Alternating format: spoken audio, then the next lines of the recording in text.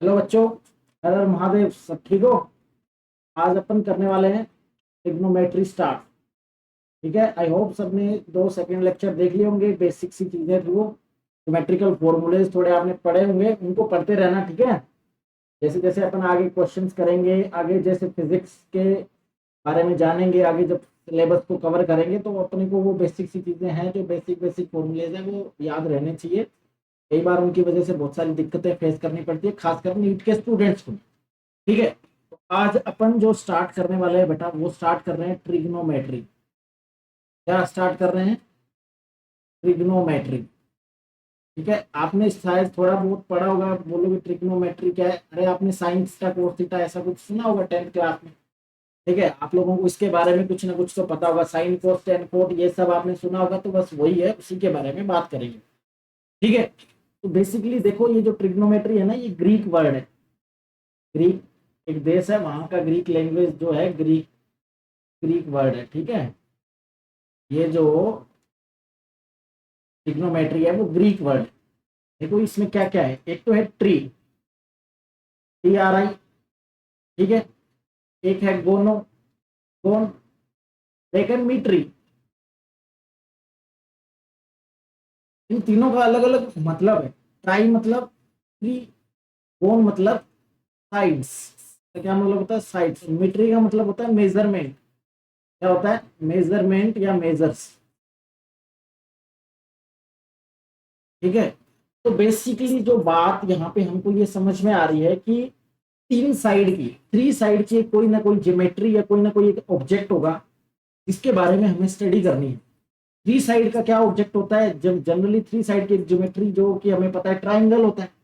और उस ट्राइंगल में भी हम कौन से ट्राइंगल की बात करेंगे? राइट एंगल ट्राइंगल की बात करेंगे। ठीक है, तो ट्रिग्नोमेट्री बेसिकली क्या है कि it is the study. Trigonometry में हम जो बेसिकली स्टडी करने वाले होंगे वो उस ट्राइंगल की तीन साइड और उसके एंगल्स के बीच में रिलेशनशिप डेवलप करेंगे। क्या आपको ये बात समझ में आई? अपन लिख के चलेंगे, अपने को कॉपी भी अच्छे से मेंटेन करनी है। तो ट्रिग्नोमेट्री बेसिकली क्या है?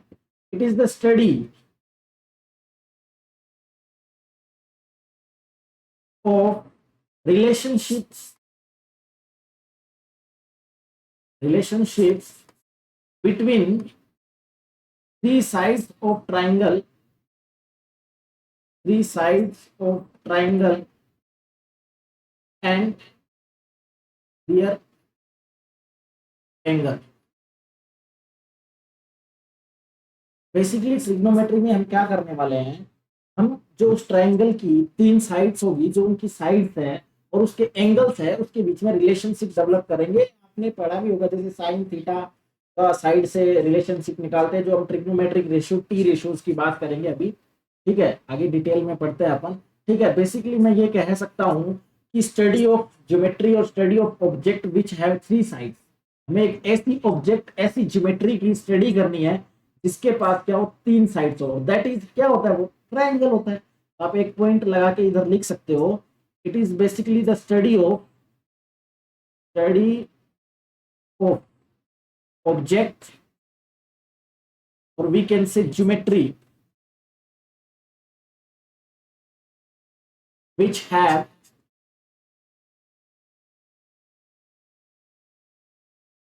three sides।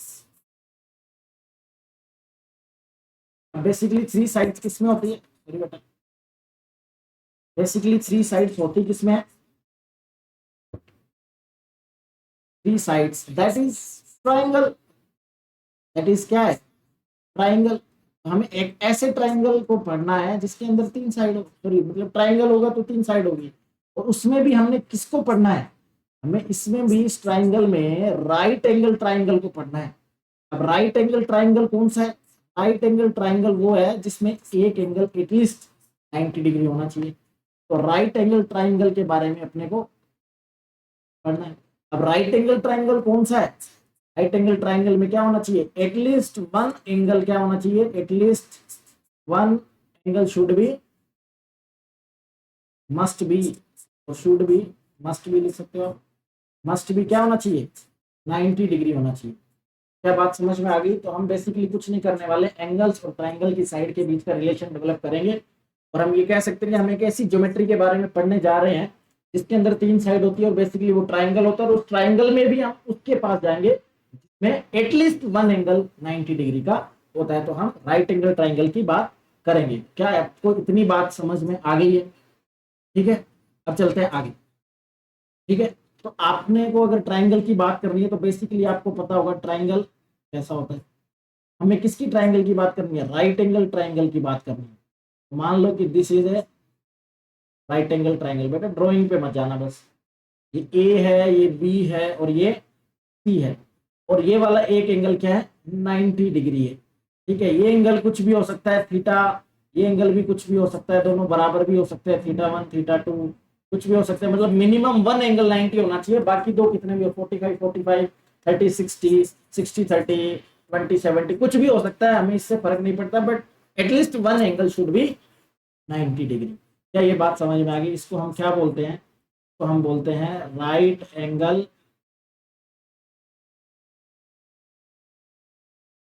ट्राइंगल।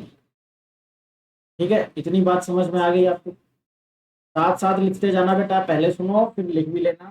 ठीक है, जैसे आपको ठीक लगे उस हिसाब से आपको नोट्स बनाना है। बाकी जब ये चैप्टर कंप्लीट हो जाएगा तो आपको हैंड रिटन नोट्स में आपको डाल दूंगा, लेकिन पहले ग्रुप में डाल दूंगा टेलीग्राम पे, आप वहां पे जाके ज्वाइन हो सकते हैं। ठीक है, फिजिक्स बाय विजय स्टार सर के नाम से टेलीग्राम है, और कोई दिक्कत आती है तो आप इंस्टाग्राम पे मेरे को अप्रोच कर लेना। ठीक है, तो right angle triangle theta 1 theta 2 ये हो सकता है। अब आपने ये तो पढ़ा होगा, देखो अगर ये राइट एंगल ट्राइंगल है तो यहाँ पे पाइथागोरस थ्योरम तो अवेलेबल होगी होगी, आई मीन वैलिड होगी होगी। Pythagoras theorem is valid.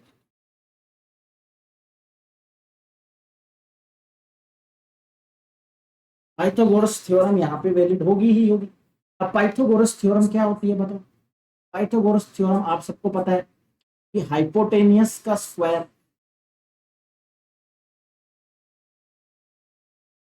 Hypotenuse का square is equal to base का स्क्वायर प्लस परपेंडिकुलर का स्क्वायर। यही तो पढ़ते हो आप, hypotenuse is equal to base का स्क्वायर प्लस परपेंडिकुलर का square, that is Pythagoras theorem. ये बात सबको आपको पता है। ठीक है, अब ये पाइथागोरस थ्योरम, ये जो ट्राइंगल मैंने दे के रखा हुआ है आपको, इस वाले पे वैलिड होगी। तो अपन एक काम करते हैं, पाइथागोरस थ्योरम लिखते हैं। ठीक है, इस ट्राइंगल के अकॉर्डिंग। बात आ रही है समझ में? ठीक है, तो मैं सबसे पहले क्या लिखूंगा? इधर इधर मैं लिखूंगा हाइपोटेनियस का स्क्वायर, इधर लिखूंगा बेस का स्क्वायर, और इधर लिखूंगा परपेंडिकुलर का स्क्वायर। क्या बात समझ में आ गई? ठीक है, अब देखो इसमें हाइपोटेनियस कौन सा है? ठीक है, हाइपोटेनियस कौन सा? 90 के सामने वाला ये क्या है? हाइपोटेनियस है। ठीक है, ये नीचे वाला हमें क्या पढ़ाया जाता है? बेस पढ़ाया जाता है। ये क्या पढ़ाया जाता है अपने को? परपेंडिकुलर पढ़ाया जाता है। ऐसे ही तो पढ़ते हो, ये वाला बेस, ये वाला परपेंडिकुलर। देखो A B base, B C perpendicular, और सी ए हाइपोटेनियस, यही तो पढ़ाया जाता है। ठीक है, अब मैं पाइथागोरस थ्योरम लिखने जा रहा हूं, ध्यान से देखना। हाइपोटेनियस क्या है यहाँ पे? ए सी। देखो मैं यहाँ पे हाइपोटेनियस लिखने जा रहा हूँ, तो ए सी ध्यान से देना। तो ए सी का स्क्वायर इज इक्वल टू, अब क्या लिखूंगा? बेस ए बी का square plus perpendicular B C का स्क्वायर। क्या यही हमारी पाइथागोरस थ्योरम होगी अकॉर्डिंग टू दैट ट्राइंगल? ठीक है, अब बात सुनो, अब मैं एक इक्वेशन और लिख रहा हूं, वो ध्यान से देखना। ठीक है, ए सी का square hypotenuse is equal to B C का स्क्वायर प्लस ए बी का स्क्वायर। क्या ये दोनों इक्वेशंस सही है? क्या ध्यान रखना, ऊपर का जो ऑर्डर है वो फॉलो होगा। ये वाला बेस है, ये वाला परपेंडिकुलर है, और ये वाला हाइपोटेन्यूस है। तो क्या ये बात सही है? ध्यान दो, क्या ये सही है? हाँ या ना? क्या बेस मेरे को ए बी लिखना चाहिए था? हाँ या ना? क्या मेरे को परपेंडिकुलर बी सी लिखना चाहिए था? क्या मैंने गड़बड़ किया है क्या? हाँ या ना? तुमको कुछ समझ में आ रहा है क्या? देखो ये दोनों इक्वेशन सही है। अभी तक आपको क्या पढ़ाया जाता था कि नीचे वाला हमेशा बेस होता है, बट ऐसा नहीं है बेटा। अब ध्यान दो, ये वाले में मैंने क्या लिखा, ए सी हाइपोटेनियस, ए बी बेस लिखा है मैंने, और बी सी परपेंडिकुलर लिखा है। नीचे वाले में देखो ए सी हाइपोटेनियस, बी सी को मैंने बेस लिखा है, इस बी सी को मैंने बेस लिखा है इस बार, और परपेंडिकुलर को मैंने ए बी लिखा है। ए बी क्या लिखा है इस बार, परपेंडिकुलर लिखा है। ठीक है, लेकिन अभी तक आपने जो पढ़ रखा था उसके अकॉर्डिंग तो बेस ए बी ही रहना चाहिए था, बट ऐसा नहीं है बेटा। ये जो इक्वेशन मैंने लिखी है वो थीटा टू एंगल को कंसीडर करके लिखी है, सॉरी थीटा वन एंगल को कंसीडर करके लिखी है, और ये जो लिखी है मैंने ये थीटा टू एंगल को कंसीडर करके लिखी है। ठीक है, तो बेटा ध्यान रखना, अगर आपने एंगल चेंज किया, देखो मैं थीटा टू के अकॉर्डिंग लिख रहा हूँ, ये थीटा टू है, दिखाई दे रहा है, थीटा टू सबको ट्रायंगल में दिखाई दे रहा है, ये वाला थीटा टू, तो ये थीटा टू, तो थीटा के साथ वाला बेस, दूसरा वाला परपेंडिकुलर, और ये हाइपोटेनियस। ठीक है, तो थीटा टू के साथ वाला बेस, तो ए बी क्या रहेगा, थीटा टू के अकॉर्डिंग क्या रहेगा, अकॉर्डिंग टू थीटा टू। ठीक है, according to theta two A B क्या रहेगा, बेस रहेगा, और बी सी क्या रहेगा, परपेंडिकुलर रहेगा। ठीक है, अब अगर मैं थीटा वन को लेके चलूं, देखो थीटा वन को लेके चल रहा हूं मैं, तो थीटा के साथ क्या क्या बेस, थीटा के साथ वाला क्या बेस। अब बोलोगे सब थीटा के साथ वाला तो ये भी है, अरे ये तो सबसे बड़ी साइड है, सबको पता है हाइपोटेनियस है, इसमें कंफ्यूजन की कोई दिक्कत ही नहीं आएगी। ठीक है, तो अभी बी सी क्या बन गया, बेस बन गया, और ए बी क्या बन गया, परपेंडिकुलर बन गया। ठीक है, तो इसका कहने का क्या मतलब है, बेस फिक्स नहीं रहता है। आपने थीटा चेंज किया, बेस चेंज हो गया, थीटा चेंज किया, बेस चेंज हो गया। थीटा के साथ वाला बेस, दूसरी साइड परपेंडिकुलर, और हाइपोटेनियस तो अपने को पता है कि सबसे बड़ी साइड जो होती है वो हाइपोटेनियस होती है। तो theta change, base change, theta change, base change. ठीक है, तो थीटा के साथ वाला बेस, समझ में आ गई बात, दूसरी साइड परपेंडिकुलर। अब डिपेंड ये करता है कि आप कौन सी थीटा को लेकर रख ले हो। आपको कई बार एग्जाम में ऐसे दे दिया जाएगा, ठीक है, ये 90 डिग्री, ये 37, ये 53 डिग्री। ठीक है, और आपको बोलेंगे पाइथागोरस थ्योरम लिखो, बेस कौन सा है, तो ये 53 के अकॉर्डिंग पूछ लेंगे, तो 53 के अकॉर्डिंग बेस ये, हाइपोटेनियस ये, सॉरी परपेंडिकुलर ये, और ये हाइपोटेनियस। तो थीटा के साथ वाला बेस, थीटा चेंज तो बेस भी चेंज, और परपेंडिकुलर भी चेंज हो जाएंगे। क्या इतनी बात आप लोगों को समझ में आई, हाँ या ना बोल दो, हाँ या ना बोल दो। तो चलो इसको स्टार लगा के लिख लो, इसको स्टार लगा के लिख लो। ठीक है, तो लिख लो विजय स्टार। क्या लिखना है यहाँ, अगर थीटा चेंज किया, थीटा चेंज किया तो बेस भी चेंज होगा, बेस भी चेंज होगा। बेटा बेस और परपेंडिकुलर अगर चेंज हो गए तो दोनों में फर्क आ जाएगा ना आंसर में। ठीक है, थीटा चेंज तो बेस चेंज। दूसरा पॉइंट क्या लिखोगे स्टार लगा के, थीटा के साथ वाली साइड, थीटा के साथ वाली साइड बेस। ठीक है, थीटा के साथ वाली साइड बेस कंसीडर होगी। क्या इतनी बात समझ में आ गई आपको, थीटा के साथ वाली साइड क्या बेस होगी। अगर थीटा चेंज किया तो बेस भी क्या हो जाएगा, चेंज हो जाएगा। जैसे कि एक एग्जांपल लेते हैं, क्या करते हैं, एक एग्जांपल लेते हैं।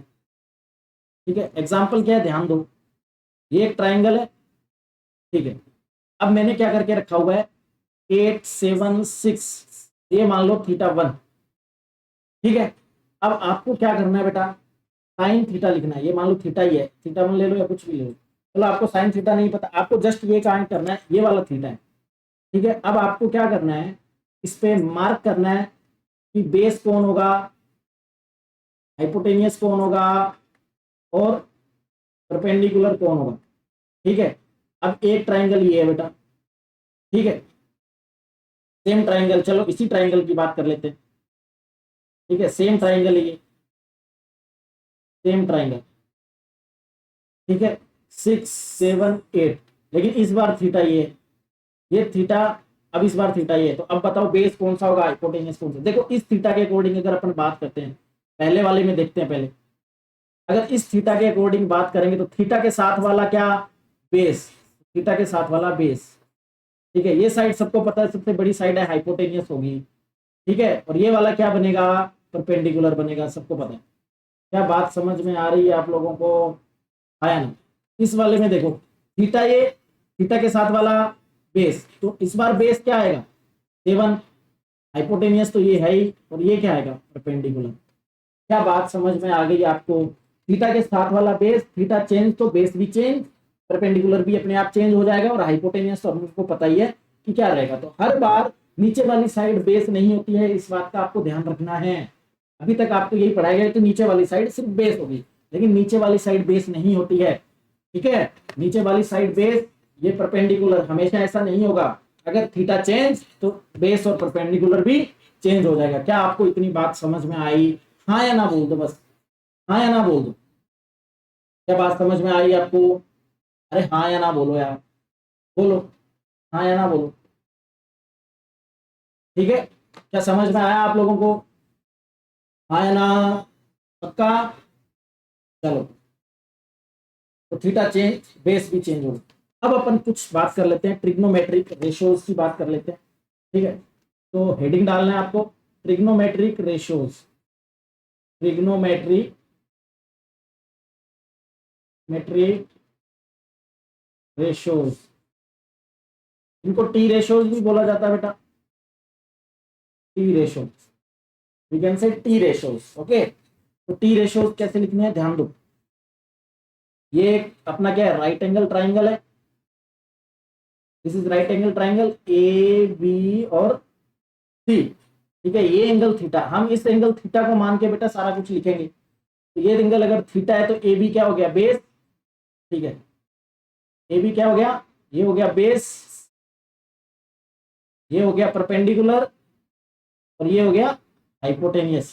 क्या बात समझ में आ गई सबको, हाँ या ना बोल दो। ठीक है, अब देखो, अब अपने को ट्रिग्नोमेट्रिक रेशियो लिखने, अपने ट्रिग्नोमेट्रिक रेशियो मतलब साइन कोस टेन कोस सेक कोसेक को कैसे लिखने हैं, ध्यान दो, लिखना कैसे है आपको याद रखना है। साइन थीटा क्या होता है, साइन थीटा क्या होता है, इसकी एक ट्रिक है बेटा। जो हिंदी मीडियम वाले बच्चे हैं वो देख लो, लाल बटे कक्का आपने सुना भी होगा। ठीक है, और जो इंग्लिश मीडियम वाले हैं वो देखो, ये हिंदी वालों के लिए। ठीक है, देखो एक सेकेंड बेटा,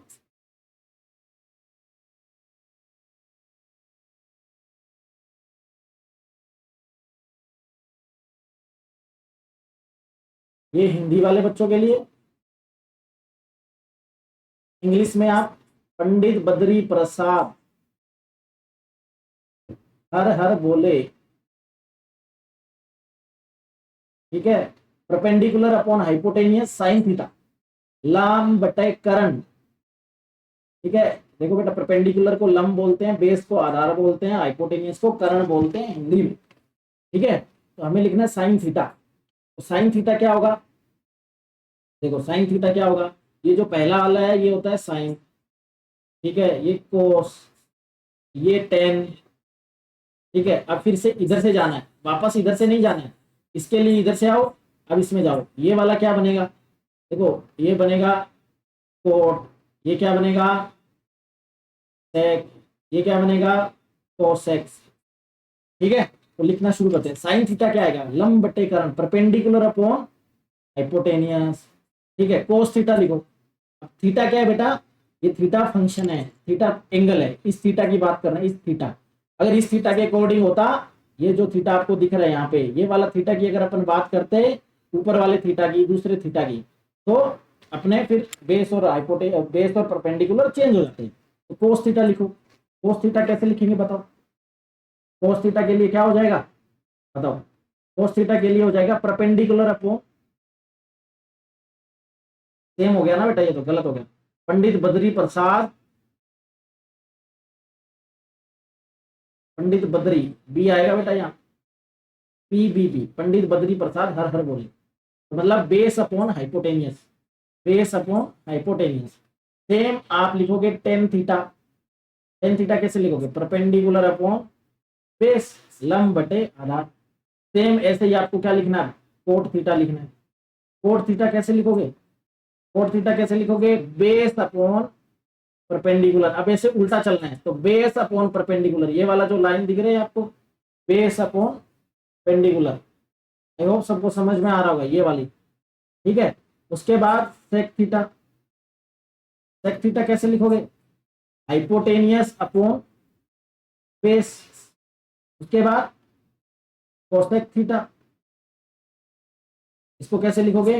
हाइपोटेनियस अपॉन परपेंडिकुलर। बेटा कोसेक थीटा को सीएससी से भी लिखा जाता है, कई बार आपको सीएससी थीटा, तो घबराना नहीं है, सीएससी मतलब कोस। क्या बात समझ में आ गई आप लोगों को? ठीक है।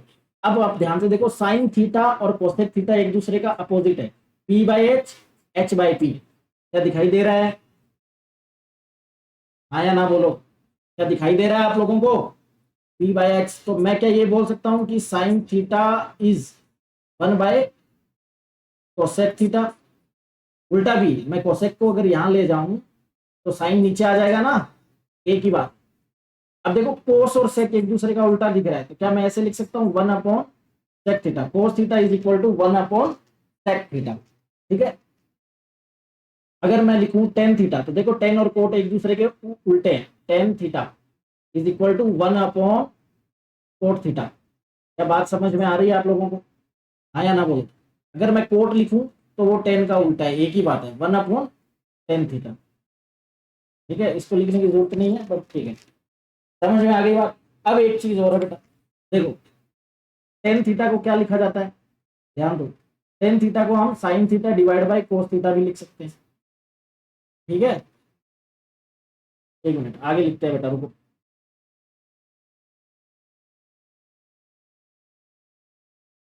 हाँ, टेन थीटा को हम क्या लिख सकते हैं? टेन थीटा को हम sine theta divide by cos theta भी लिख सकते हैं, ठीक है। कोट थीटा को हम इसका उल्टा कर दो बेटा, कोट थीटा क्या होता है? टेन का उल्टा होता है। हम इसको cos theta divide by sine theta भी लिख सकते हैं।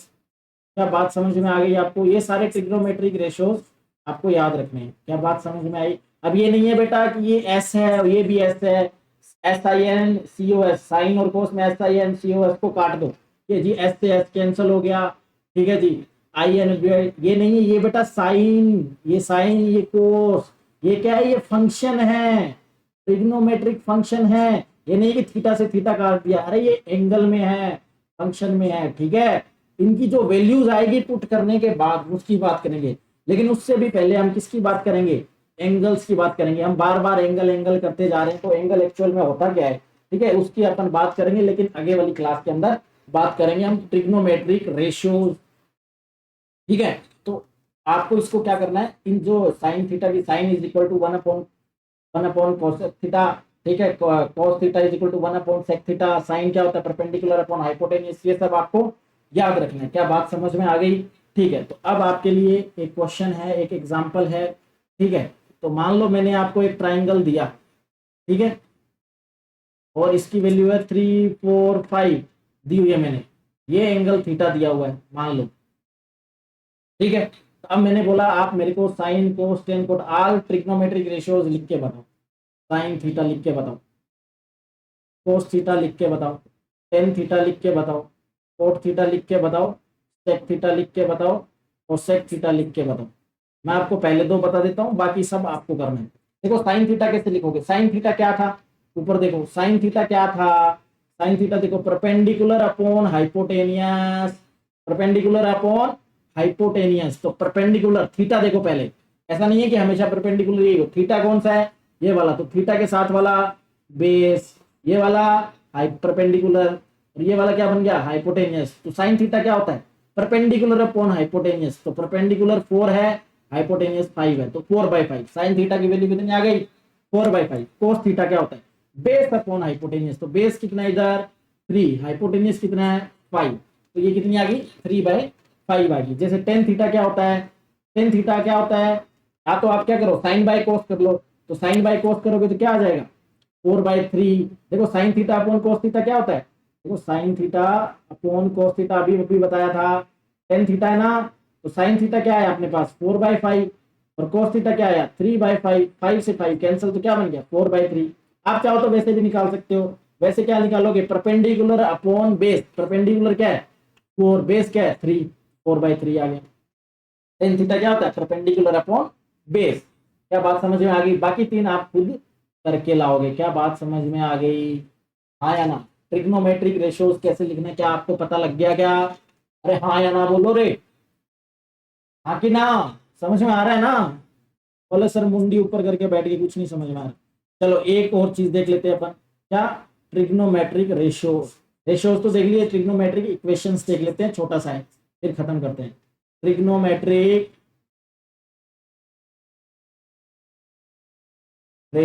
इक्वेशंस जो आपने पढ़ रखी होगी बेटा ऑलरेडी, ट्रिग्नोमेट्रिक इक्वेशन। एक इक्वेशन आपने ये पढ़ी होगी बेटा, sine square theta plus cos square theta is equal to 1।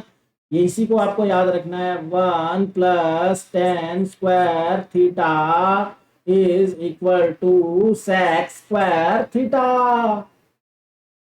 ये भी आपने पढ़ा होगा, 1 plus cot square theta is equal to cosec square theta. ये भी आपने पढ़ा होगा बेटा, ठीक है, कोसेक स्क्वायर थीटा। ये तीनों ट्रिग्नोमेट्रिक इक्वेशन को आपको याद रखना है, ये बहुत इंपॉर्टेंट है, काम में आएगी। अब बहुत सारे लोग आपको ऐसे भी लिखवा देंगे कि sine square theta is equal to 1 minus cos square theta. अरे बेटा ये इसी से आ रहा है, कोस लिखना हो तो आप क्या करोगे, कोस को एक साइड ले आओ और इधर इसको साइन को उठा के इधर ले आओ, तो 1 माइनस साइन स्क्वायर थीटा। तो बनाने को हम कितनी बना सकते हैं, मेन यही है। अब कुछ लोगों को आपको ये बताएंगे sec square theta minus tan square theta is equal to 1। अब ये क्या है, ऊपर भी 1 है ना, तो सब साइड 1 1 करने के लिए आपको ऐसे लिखवा देंगे कुछ लोग, cosec square theta minus cot square theta is equal to 1। कोई फर्क नहीं पड़ता, जनरल जो बेसिक फॉर्म है वो यही है, याद रखना। अब इधर से इधर करना है, इधर से इधर करना है, वो तो अपनी मैथ के अकॉर्डिंग अपने को जब यूज आएगा तो उसके अकॉर्डिंग अपन इसको यूज कर लेंगे। क्या बात समझ में आ गई आपको, ठीक है। तो sine square theta plus cos square theta is equal to 1, 1 plus tan square theta is equal to sec square theta, 1 plus cot square theta is equal to cosec square theta. अरे समझ में आ रहा है ना। तो ये सब आपको अच्छे से याद करके आना है। और आपको होमवर्क के लिए मैं बता रहा हूँ, एग्जांपल्स दे रहा हूँ होमवर्क के लिए, आपको ये होमवर्क अपनी नोट्स में डाल लेने हैं। जैसे कि ये देखो, मैंने एक ट्राइंगल बनाया, राइट एंगल ट्राइंगल, ठीक है, मैंने ये लिखा 37। आपको क्या करना है, मान लो मैंने लिखा 3 4 5, ठीक है, ये 53 और ये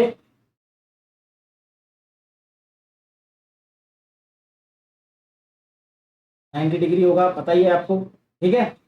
आपको क्या करना है, साइन 37, कोस 37, टेन 37 और सब सारी वैल्यूज कोसेक 37 तक सारी वैल्यूज निकाल के लानी है, ओके। और सेम आपको क्या करना है,